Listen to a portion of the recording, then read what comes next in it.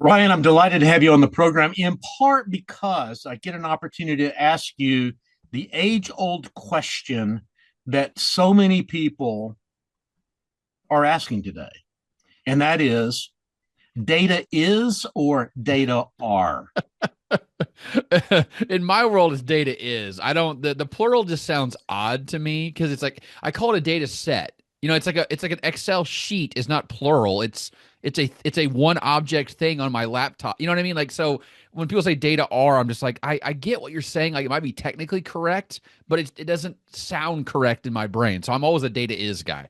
Yeah. Well, I tend to be a data R guy. Just that's the English teacher and editor in me coming out. Mm. So just respectfully disagree with you on that point. I'm sure we're gonna agree on everything else from now on, but I wanted to get that one out of the way.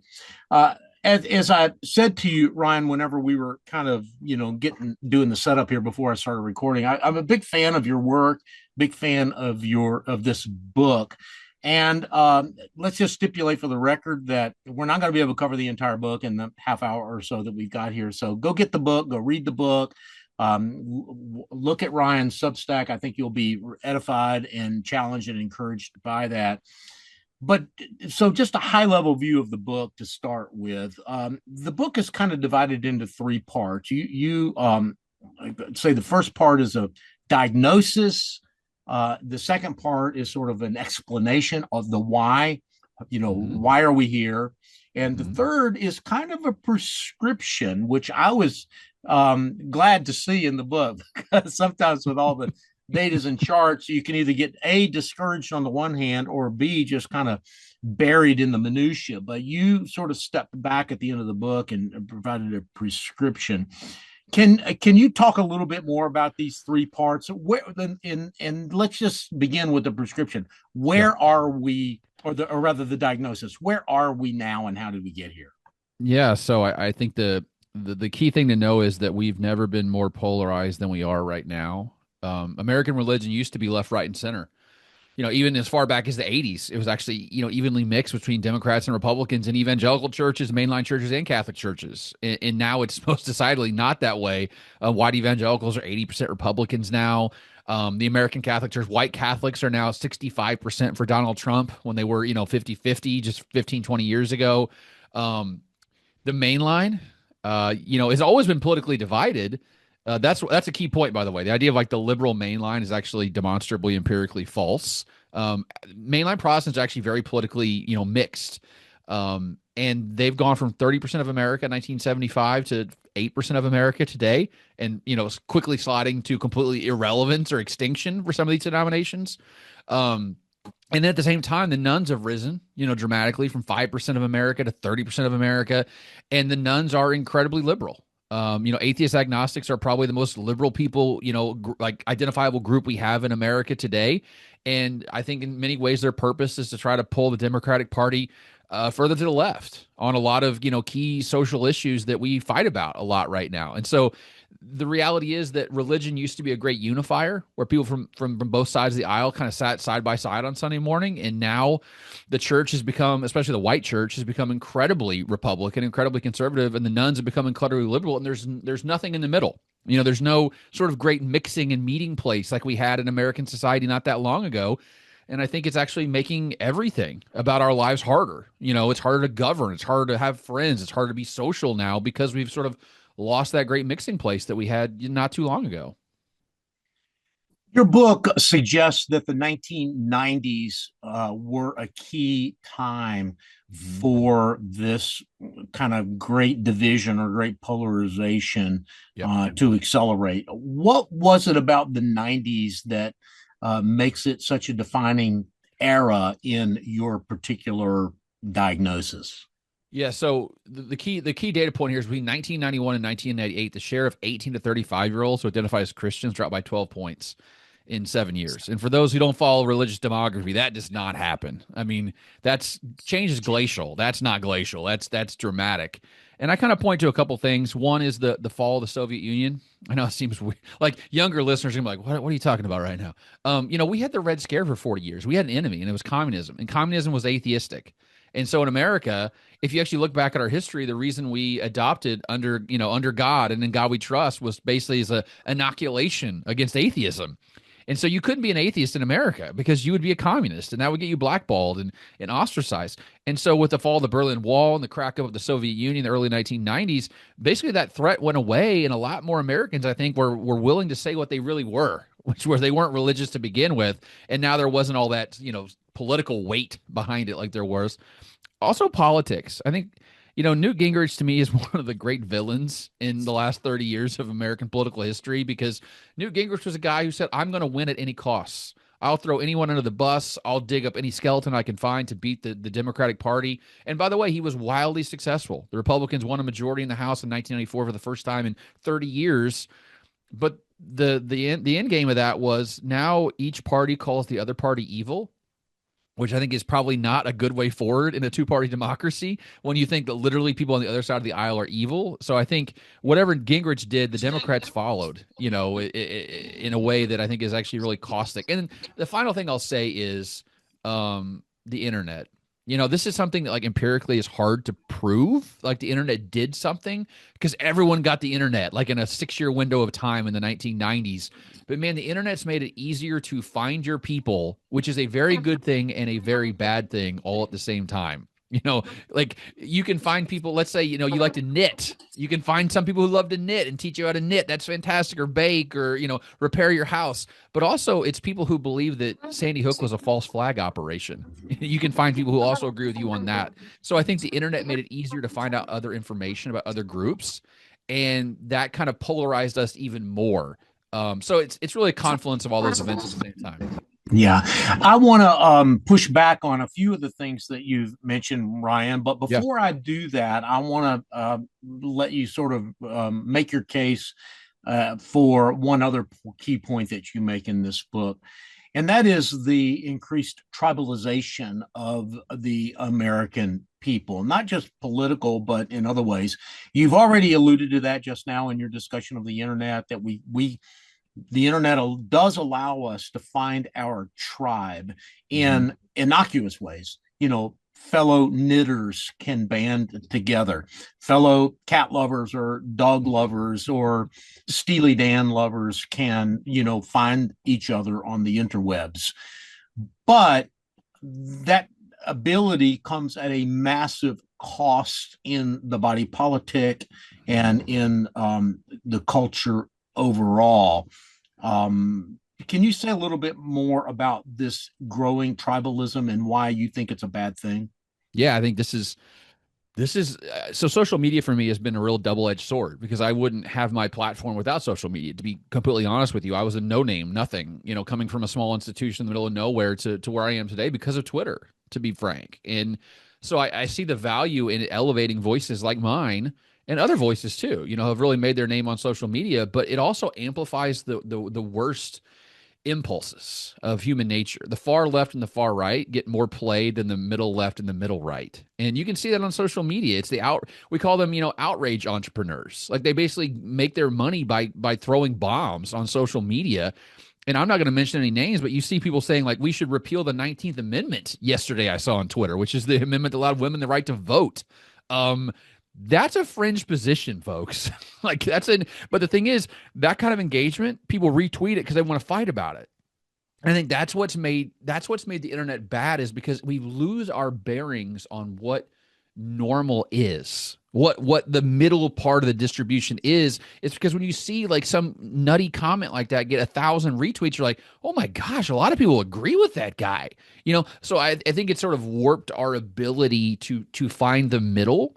And actually, I think in many ways, the most hopeful chapter of the book is actually called, "Are we as polarized as we think we are?"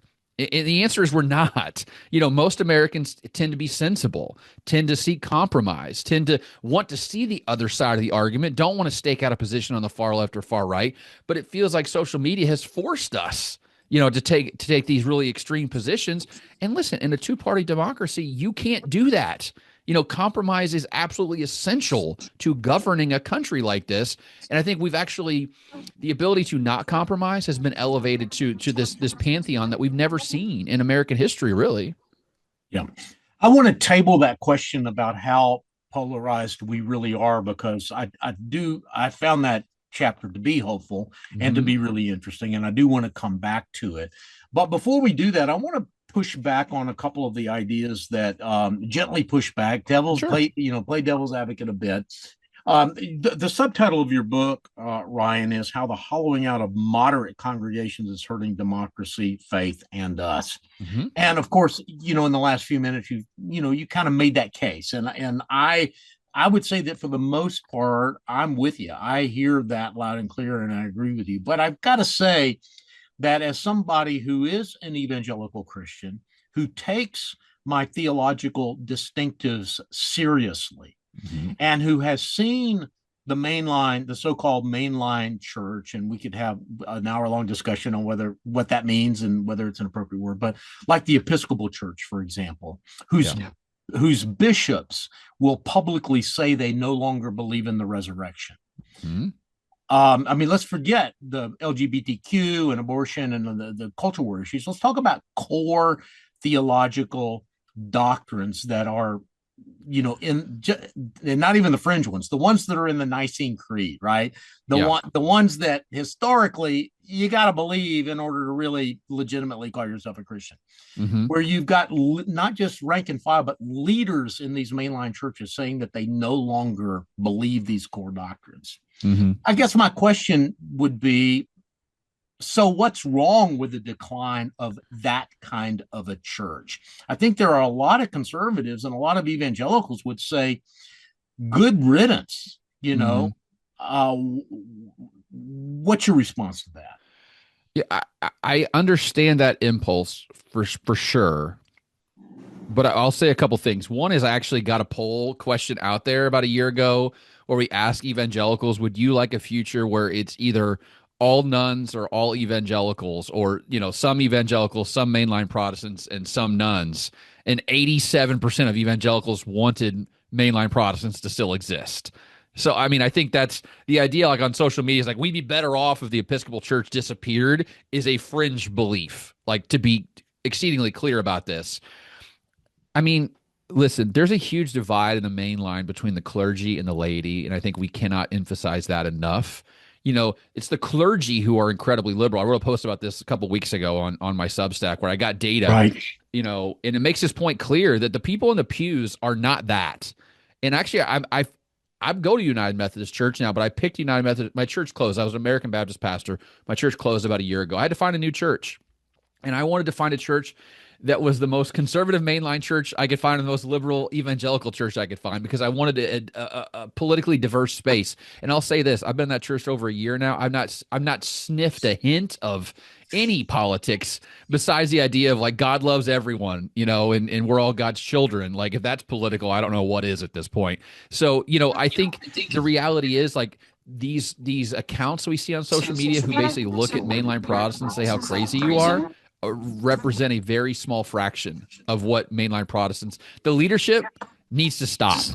That's what I would say very clearly. Like, go back to the middle, find the person. You know who the average mainline Protestant is, by the way? It's a school teacher living in rural Minnesota who probably voted for Donald Trump in 2024 and theologically believes in the Nicene Creed and goes to church because they appreciate the community. Like, let's not forget that fact. But here's what I would say. Even more beyond that, I would be fine if the main line just disappeared. It wouldn't bother me that much if the evangelical church would not be 80% Republican. Like, I think that's the bigger issue here is, sociologically speaking, when your community becomes so politically homogenous, it creates all these terrible downstream effects like intolerance of people who are different than you. Like it leads to a not only a lack of willingness to compromise, but an inability to compromise because you've never had to compromise in your entire life on these issues. We have to get out of our bubbles. And the main line's actually better at this at the laity level than evangelicals are right now, but the main line's going away. So it's not about theology for me as much as it's about sociology and political ideology. We need diverse spaces, and we're not getting those right now. Yeah, I understand that, Ryan, loud and clear, and I, see some wisdom in what you're saying. Though I will have to say that just as the church environment has polarized, so has the political environment polarized, and it is, I think, a non-starter for a lot of people who take their Christian faith seriously to be aligned with a party who is in favor of LGBTQ rights at the level that the Democratic Party has started espousing. Abortion continues to be a vital issue. I think that if there was a moderate position politically on those and a couple of other issues, I think your argument would carry more weight than it does. But it's hard. It's hard for a lot of evangelicals, even those that are kind of moderate in their politics, to look, just as it's hard for Democrats who are moderate to embrace MAGA Republicanism. Probably impossible for them. I think don't disagree with that. Yeah, I think it is equally hard for conservatives that take, even moderates that take their theological distinctives seriously, to embrace what the Democratic Party has become. I mean, is there any truth to what I just said? Oh, I think the Democratic Party makes my argument harder and harder, to be honest with you. Like they're doing me no favors by being what they are right now. And I've said this publicly. I said the New York Times, I think the Democratic Party is terrible when it comes to religion. They ignore Christians. They forget the fact that a majority of Americans still are Christians, that a huge voting bloc of the Democratic Party are Christians, and they seem to be catering to the far left of their party. Honest here, David French is persona non grata in the Republican Party right now because he's a man of principle. Things like what's happening with this boat incident in Venezuela and with the Hegseth thing and all that stuff. Like, cruelty is not the okay. Like, let's be clear. I agree with the Republican Party on abortion, on same-sex marriage, but on immigration, I think thoughtful Christians can disagree about effective immigration policy. And when the current administration is almost reveling in causing suffering to these people, I just don't see how that's Christian either. So I think my issue is the leadership of the Democratic Party needs to remember where it came from. And the leadership of the Republican Party needs to realize that Donald Trump's going to be not on the scene in 5 years, and leaning into cruelty is not part of what that should be either. So I think that's the problem, is we can't have these real debates about what politics is. It's almost like you have to agree with everything your party espouses to be one of those members of the party. I'm always a big fan of people who are inside the party who criticize it nonstop. Like, I think we need more of that. And listen, this moment is a temporal moment in the American political landscape. In 20 years, it's not going to look like this. And I don't even know. I couldn't even predict how the Republican Party is going to be in 20 years versus the Democratic Party. But from a Democratic perspective, a little d Democratic perspective, American religion's a load-bearing wall in society, in politics, in culture.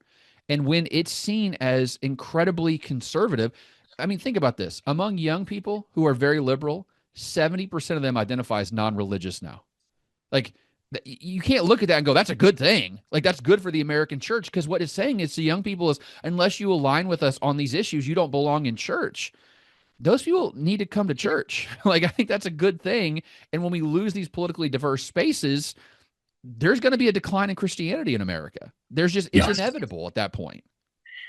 Well, Ryan, I have done what I told myself before we started this conversation that I didn't want to do, which is to make this so much about politics whenever it's because while I think you and I are probably not aligned politically, I think I'm completely aligned with you on the importance of Christianity as a load-bearing wall, as you say, in American culture, and that the polarization that we see really is a problem in our culture. So because we don't have an unlimited amount of time, I want to pivot, if I could, in our conversation to some of the ideas that we've already mentioned, but we didn't really unpack. One of them is this idea of polarization.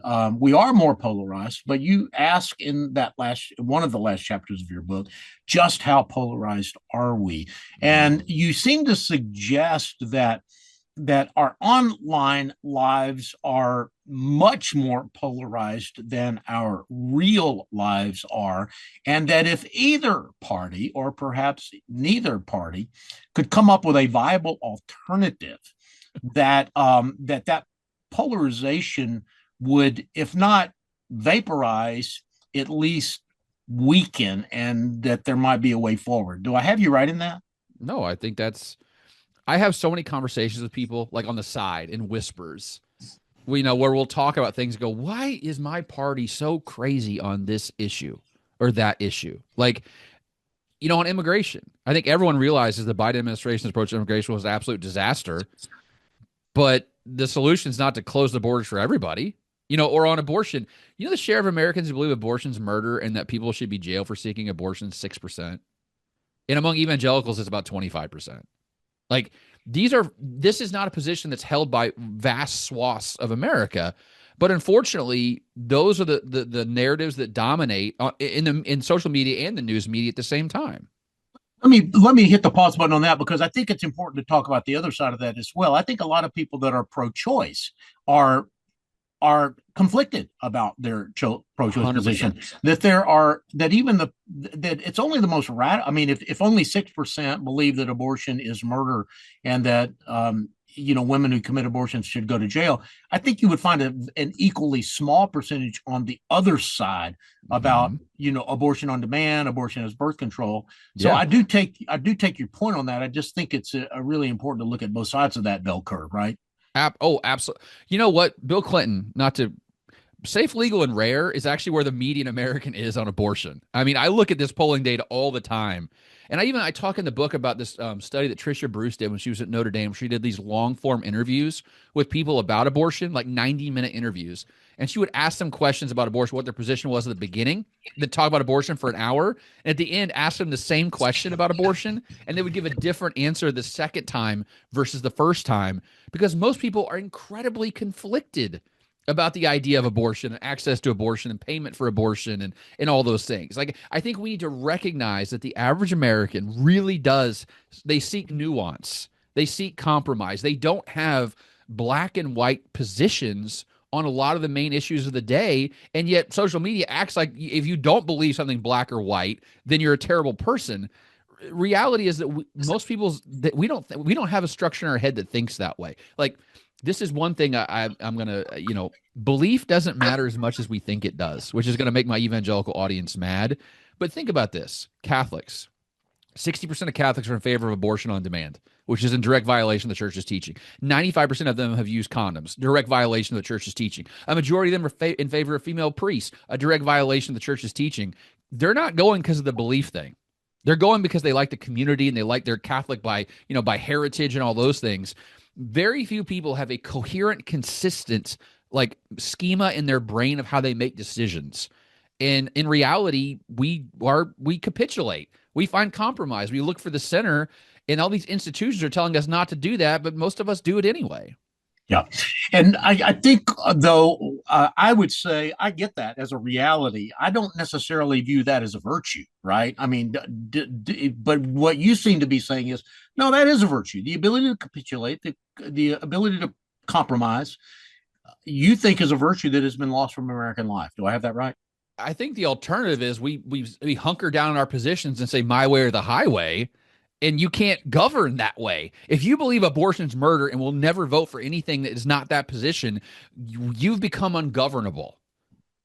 And the same thing on the right. If you would never vote for any restriction on abortion at all, you are essentially saying, I am unwilling to compromise on this issue, and therefore we will never find compromise. We will never move forward with a policy.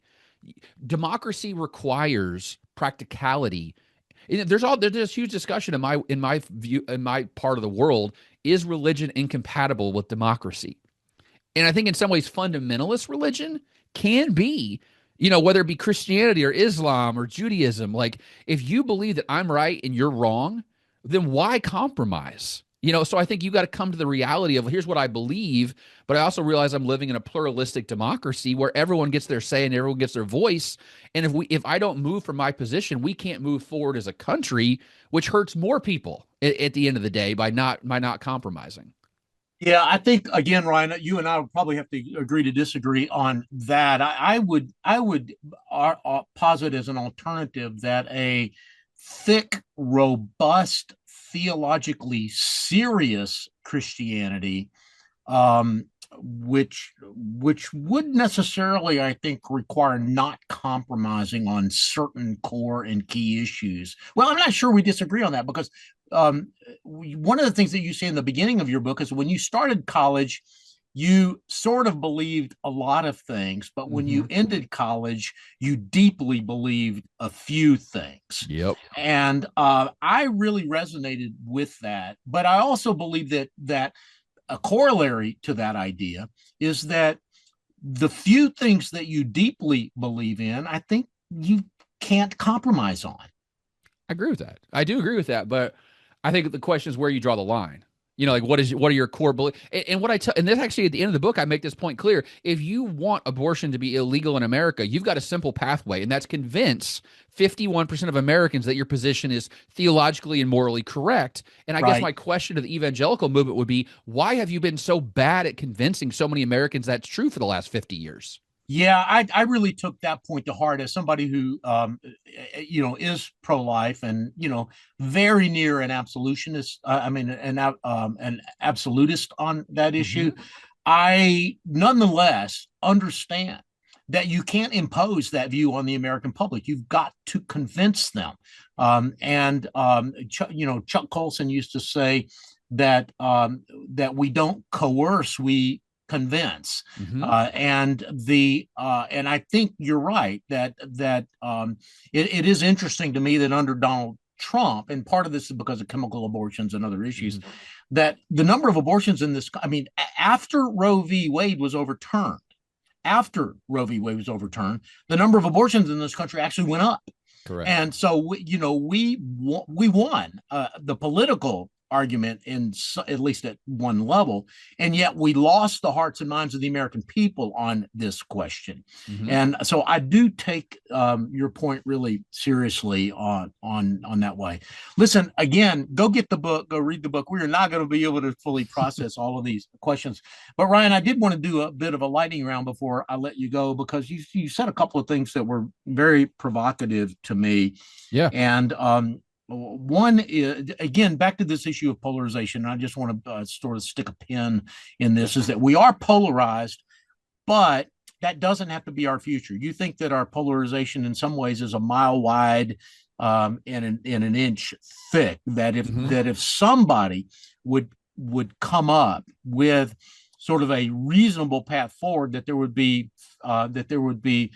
people of goodwill on both sides of the political divide that might be willing to follow that path. Again, do I have you right in that? No, I think the issue is that our political system, like, this is going to sound awful. This is my most provocative thing I'm going to say. We should abolish the primary system in America tomorrow, because all it's led to is extremes on both sides.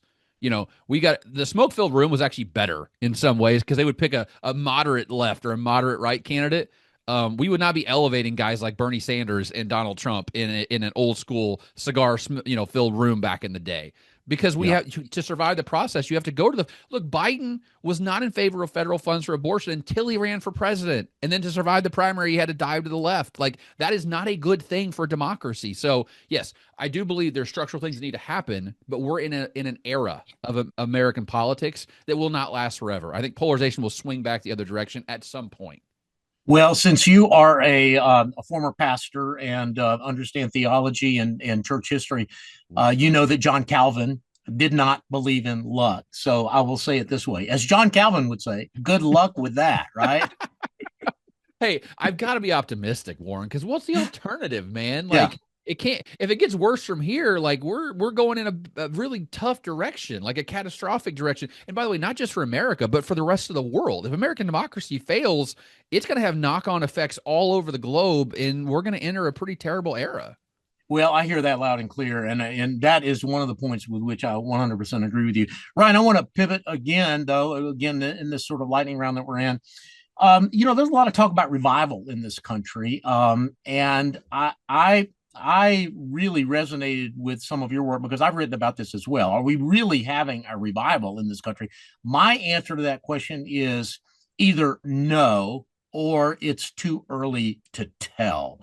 Tell me what your answer to that question is. No, I would agree with that. I would say an extraordinary claim demands extraordinary evidence, and a revival in America is an extraordinary claim. Let's just be honest with that. And there's just not extraordinary evidence to back that claim up. In fact, the evidence in many ways points the other direction. The Gen Z is the least likely to go to church of any generation in American history. They're the least likely to believe in God in any generation in American history, no matter how you slice it. Comparing them with 18 to 29-year-old millennials, like back in the day, still significantly less religious. The only green shoot that you actually see in the data is that the rise of the nuns has stopped. The share of Gen Z who identifies as non-religious is actually not that much higher than millennials. It actually might be the same. Around 42% of Gen Z are non-religious. But I want to make this point exceedingly clear. About 30% of Americans are non-religious in the entire population. Among Gen Z, it's 42 or 43%. In order for the total number of nuns, the aggregate share of nuns to go down, you're going to have to convince 20 million Gen Z to come back to church, which is not impossible. But again, it's an extraordinary idea to even think about that. And I've seen no evidence at all that that's happening right now. I think secularization is slowing down, but is most certainly not reversing. There's nothing in the data I see that points to that fact. So, what would change your mind on that point? Or, and by the way, and I've asked Yeah. myself that question as well. I mean, would there be a moment where I would say, okay, I was wrong, that we really are having revival? For you, what's the answer to that question? What would it look like? It would take multiple well-respected longitudinal surveys to show a significant, and by significant, I mean both statistically significant and substantively significant change. So like a 1% increase in religious attendance is not it might be statistically significant, but it's certainly not substantively. That's not going to change like how America feels on a day-to-day basis. So I would need to see 3 to 5 years of data across 2 to 3 surveys, and not just, from Pew and the GSS and Barna and, pick all these different groups. And to couple with that, I would need to hear lots of reports of churches that used to be 80 people on Sunday are now 120 people on Sunday. Because you can hear the big splashy reports from, our church added 2,000 members last year and all those outreach, 100 churches. That's great. But guess what? The average church in America is about 75 folks. You would need those churches in mass to be adding, 20, 30, 40 new members to actually move the needle at a macro level that we could feel and understand and measure. I just don't see a world in which that happens, to be honest with you. Yeah, I think that's a part of this conversation that a lot of evangelicals forget is that, they look at these big mega churches that are in the Outreach 100 list every year, and they say, well, we added 1,000, we added 2,000. And that's great. God bless them for that. But in the aggregate, if every church in the, top 100 churches added 1,000 members, which they would trumpet in their marketing and social media and public relations because they've got full-time marketing and social media and public relations people, that really would not move the needle on American religious life. It's, as you said, it's the 200,000 churches that have less than 100 people attending every that would have to add 10, 20, 30, 40 people to be able to really move the needle. So let me ask you a related question, a corollary question. So why are we hearing all this talk of revival? Are these just grifters who are benefiting from talk of revival because it allows them to take credit and the conferences that they attend and the books that they write and the podcasts that they produce? They want to be able to tell their benefactors that they're making a difference. So they're talking now about revival. Is that the reason? Is it just simple greed and grift that is causing all this talk of revival to come about? Well, that's a cynical view, Warren. Good gracious, man. Cynical, if untrue, it is cynical. Yeah, no, I think there is some of that. Without a doubt, there's some of that happening. And I see it, and people like try to get my mentions and want me to fight with people. And I'm like, I'm not going to do that. Like, I'm not going to give you oxygen because you're making up a nonsense argument. But I do think some people, listen, if I wrote a book right now called The Great Religious Revival, it would sell 100,000 copies. Like, I'm convinced of that. But it would make me feel awful when I went to bed at night because I would lose my integrity. And like, my integrity to like tell the truth as best I can see in the data is what's got me to where I've gotten to. And I'm not going to sell that out to have one New York Times bestseller. I'd rather have a long career, and be talked about when I'm 70 than, like that guy wrote that dumb book when he was 45 and everyone disagree with it. So I think that's part of it. It's money. But I think the other part of it is Christians are just hopeful people. Like we're always like, we're praying for revival and God's going to sweep a mighty revival through the country and all these things are going to change. And I'll even take it a step further. The media is actually gunning for revival now too, because the story about religion for the last 30 years in America is decline, decline, decline. You know what gets headlines? The decline's over. Religion's coming back. So those stories would actually get more play in the secular media than they would even get in the Christian media, I think, in some ways. So I think all the incentives are aligned to tell this story that's actually not true, not empirically true, but this is what people want to hear. And unfortunately, my job is not to tell you what you want to hear. It's to tell you what's actually happening. And what's actually happening is there's no evidence of revival, or definitely not sufficient evidence for me to say there's a revival happening in America right now. So your last chapter is All Is Not Lost. Yeah. So given that there's no evidence of revival, you nonetheless remain hopeful. Tell me why. I think we live in the best moment in the history of the world. Like I have to believe that to be true, that the world is a beautiful, wonderful place. Like I think that one thing that evangelicalism that I wish I could tweak a little bit is this idea of like the world's getting worse and God's going to, and that's going to lead to the rapture and Armageddon. So people are almost looking for bad news.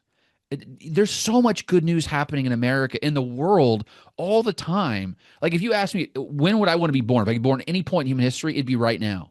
Like to be born in America in 2025 would be an absolute, you'd hit the lottery the first breath you took. Think about the people who used to die from cancer who don't die from cancer now. The people who die in grinding, abject poverty worldwide has dropped by 2/3 since 1990. We've eradicated things like the guinea worm. Measles, mumps, rubella used to kill thousands of kids. I just finished reading a biography of Joseph Smith and the Mormons and their treks and travails. Lots of those families lost 5 kids in birth. Like we have so little suffering today compared to what they had suffering then that it's hard to not be optimistic about what's going on in the world. And this current era is not great, don't get me wrong, but the trajectory of America is moving in such a positive direction that it's hard. We live in the greatest country on earth. I really do believe that. We're not perfect, but I'd rather live here than anywhere else at this moment. It's a great time to be alive. And I think American religion might hit a low point. But guess what? If you hit a low point, the only way to go from there is up. And so I do think the pendulum is going to swing at some point. Maybe not in my lifetime or your lifetime, Warren, but at some point, there's going to be a return to religion in a way that we could always dream about. Yeah. Yeah. Well, that's a good word. I'm not going to add anything to that, Ryan. Thank you so much for being on the program today, Ryan Burge. Your new book was one I found very nourishing, The Vanishing Church, How the Hollowing Out of Moderate Congregations is Hurting Democracy, Faith, and Us. Go get the book. Go read the book. Thanks, Ryan, for being on the program. Thanks. Been an absolute pleasure.